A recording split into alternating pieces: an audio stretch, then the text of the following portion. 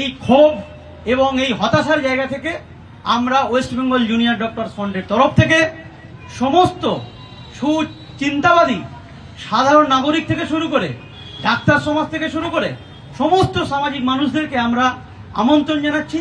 আমরা এই যতগুলো প্রশ্ন আমাদেরকে সিবিআই মেলাইন করার চেষ্টা করেছে, আজকে তারা চার্জশিট জমা দিতে পারেনি, এই প্রশ্নের উত্তর পাওয়ার জন্য দুপুর 2টো থেকে আমরা করুণাময়ী থেকে সিজিও কমপ্লেক্স পর্যন্ত একটা অভিযানের ডাক দিচ্ছি। রাস্তায় আমাদের থাকতেই হবে এবং আজকে 4 মাস বাদেও বহু জায়গায় মানুষ কনভেনশনের ডাক দিচ্ছেন, তারা মিছিলের ডাক দিচ্ছেন, পথসভার ডাক দিচ্ছেন। আমাদের দেখে মনে হতে পারে যে আমরা 14ই আগস্টের মতন এত হল্লা করছি না, হয়তো মনে হতে পারে যে আমরা চুপ আছি, কিন্তু মনে মনে আমরা কেউই শান্ত নই। কারণ এই বিষয়ের গোটা অপসারণ না ঘটা অবধি, এই গোটা নিরাপত্তার বিষয়টা না পাওয়া অবধি আমাদের কারোর শান্ত হওয়ার মতন পরিস্থিতি তৈরি হবে না। আন্দোলন যেভাবে চলবে, যেরকম দরকার মনে হবে, এরপরে যদি কোনো বড় কর্মসূচির দরকার পড়ে আমরা নিশ্চয়ই পথে নামব। দেখুন, যেহেতু মামলা এখনো বিচারের আওতায় রয়েছে, খুব বেশি মামলা নিয়ে কথা বলতে আমি চাইছি না, কিন্তু নিশ্চয়ই এটা মনে করছি যে আইনি সংস্কার দরকার, তাদের কার্যে সংস্কার দরকার, এবং এইটা মাথায় রাখা উচিত যে প্রথমেই প্রমাণ লোপাটের যে বিষয়টি উঠে এসেছিল, যে বিষয়ে তারা জামিন পেয়েছেন, সেটি যাতে কোনোভাবেই তারা করতে না পারেন।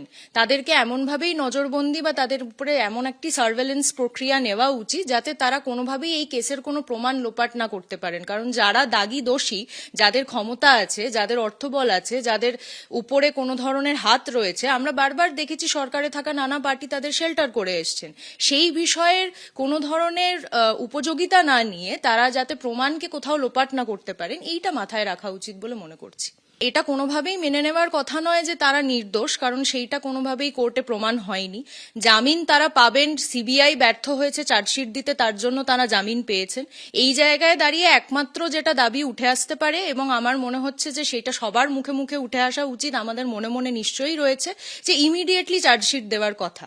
কারণ এইভাবে যদি দাগী আসামিরা, যারা বারবার নানান ধরনের ঘটনায় অভিযুক্ত, সন্দীপ ঘোষের এগেনস্টে আরো অনেক কেস উঠে এসছে, শুধুমাত্র আরজি করের ঘটনা নয়, তিনি বারংবার থ্রেট দিয়েছেন, এরকম একটা থ্রেট কালচার তৈরি করেছেন, সেই ধরনের মানুষকে যদি তারা ঠিক মতন করে চার্জশিটে না নিয়ে আসতে পারেন, সেই বিষয়টা যদি তারা কোর্টে না বলতে পারেন, তাহলে এই রকম ভাবে মানুষ সারা জীবন ঘুরে বেড়াবে এবং অপরাধীদের দিয়ে সমাজ ভরে যাবে। তো এই বিষয়ে যাতে তারা নজর দেন, নিশ্চয়ই সেটা আশা করব। বহুদিন ধরেই এই বিষয়টা দেখতে পাচ্ছি যে কোনো না কোনোভাবে সন্দীপ ঘোষকে আড়াল করার চেষ্টা করা হচ্ছে। তাকে প্রথমে অপসারণের দাবি ওঠানো হয়েছিল, সেখান থেকে তাকে বদলি করে অন্য জায়গায় তাকে স্থানান্তরিত করা হয়। অপসারণের দাবি কোনোভাবেই মানা হয়নি। তারপরে তার এগেনস্টে ইডি যখন কেস ফাইল করে, সেটাও ফাইন্যান্সিয়াল লন্ডারিং এর, এই রেপের কেসে বা এই মার্ডারের কেসে তার কোনো জর্জরিত হিসেবে তাকে ধরা হয়নি।